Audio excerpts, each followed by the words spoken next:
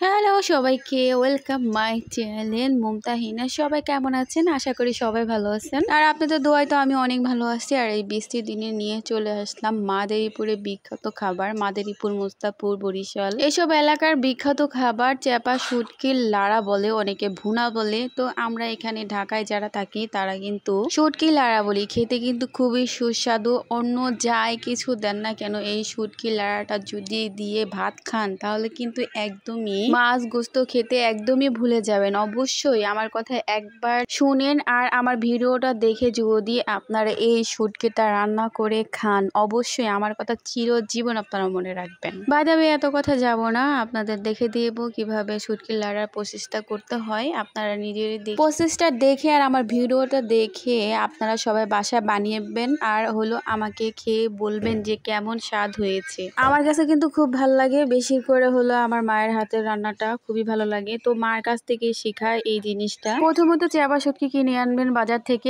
চেপা শুটকির পরে শুকনা মরিচ দিবে, শুকনা মরিচ আর চেপা শুটকি আর রসুনটা বেটে নেই। চেপা শুটকিটা বেটে নেই কারণ কাটা থাকে, আর কাটা থাকলে তো হয়তো অনেকের সমস্যা হয়, আমারও যেমন সেম সমস্যা হয়, এই জন্য আমি একটু মিহি করে বেটে নিই। তারপর পেঁয়াজ কাঁচামরিচ এভাবে কুচি করবেন। পেঁয়াজটা কুচি করে দিলে বেশি মজা লাগে, কাঁচামরিচ সাথে কিন্তু দিয়ে দিবেন। তারপরে একটা কড়াইতে তেল সাথে পেঁয়াজ কুচিটা দিয়ে দিবেন। তারপরে আর কি নাড়াচাড়া করতে থাকবেন। অনেকে তো জানেন এটা কিভাবে প্রসেস করতে হয়, রান্না করতে হয়। তারপরে আমি কি করলাম, সাথে একটু কলমি শাকও রান্না করলাম। আর কলমি শাকটা আমার খুবই ভালো লাগে। কলমি শাক, পালং শাক, এই দুটা শাকই আমার খুব ভালো লাগে। আপনাদের কার কার ভালো লাগে? আমার কাছে কিন্তু খুবই ভালো লাগে। তো দিয়ে দিলাম শুটকির জন্য পেঁয়াজ আর কাঁচামরিচ। তো পেঁয়াজ আর কাঁচামরিচ দিয়ে অনেকক্ষণ নাড়াচাড়া করার পরে বেটে রাখা মশলাগুলো দিয়ে দিব। মশলা দিয়ে এভাবে কষিয়ে নিব। তারপরে দেখবেন কালারটা কত সুন্দর হয়। তো সবাই ভালো থাকবেন আর আমার প্রচেষ্টা অবশ্যই দেখবেন আর খাবেন ইনশাল্লাহ। সবাই ভালো থাকেন। আসসালামু আলাইকুম।